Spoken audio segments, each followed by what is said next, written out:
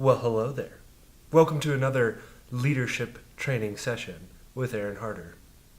What's up, guys? Welcome to our new leadership training video. We are really excited about this. We're hoping that by doing different videos, it allows you guys to have a little bit more flexibility in your schedule, take a little bit less time, but still get some great information and content to help make you guys better small group leaders and volunteers at the high school ministry. So let's quickly spend a few seconds talking about the vision for new students in our high school ministry. Our high school ministry is large, roughly 120 to 130 students every week. This means that when a new student comes in, it can be really intimidating for them to try and find their place. So the overall vision is to try and make youth group a little bit smaller for them. If they can plug in with a small group leader and a couple of students right away, they're more likely to feel engaged and like the youth group is actually their home. So a couple different scenarios generally happen when we come across new students. One, parents will walk in and they'll bring their students to a staff member, whether it's Shannon, Lisa, Lucas, or myself. If this happens, we will get the students' contact information and then look for a small group leader for their grade and gender. This is where it's really important for you guys to come in. Because when we hand off the student to you guys, we want you guys to spend some time getting to know them and getting to engage with them so that they're comfortable with you guys as small group leaders. But the most important thing that we can be doing is plugging in our students with their peers. So once we introduce a new student to you, the small group leader, we want you guys to find some of your current students and introduce the new student and connect them. The second scenario that's probably most likely going to happen is when our current students bring in new students, bring in new friends themselves.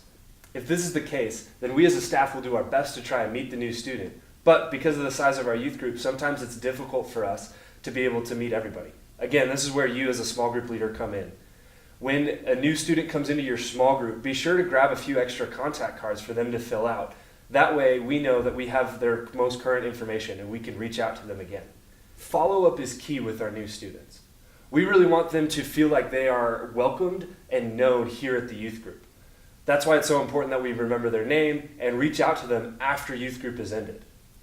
As you guys know, a few hours a week isn't really enough to get to know your current students, and it's definitely not enough to get to know your new students, which is why it's so important that we follow up via text message or grabbing coffee with a new student and getting them plugged in and feeling like the Crossing youth group is their new home. One of the best ways to follow up is not simply by you reaching out as the small group leader, but getting a couple of your current students to reach out to the new student.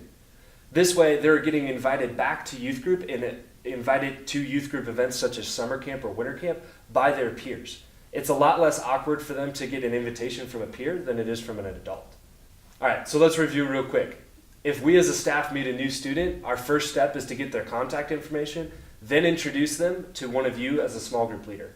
Your job as a small group leader is then to get to know the new student and then quickly plug them in with your current students so that they are with their peers feeling more and more welcomed as youth group goes on. The second scenario we talked about was if a current student brings one of their friends to youth group for the first time. As a staff, again, we will try our best to get to their contact information, but you as their small group leader may be the first person that they meet that's an adult. If this is the case, we'd love for you to get their contact information and hand it to myself or Lisa. The final thing, follow-up is key. Follow up as a small group leader, but encourage some of your current students to follow up with the new student and make them feel welcomed and a part of your small group and a part of the youth group.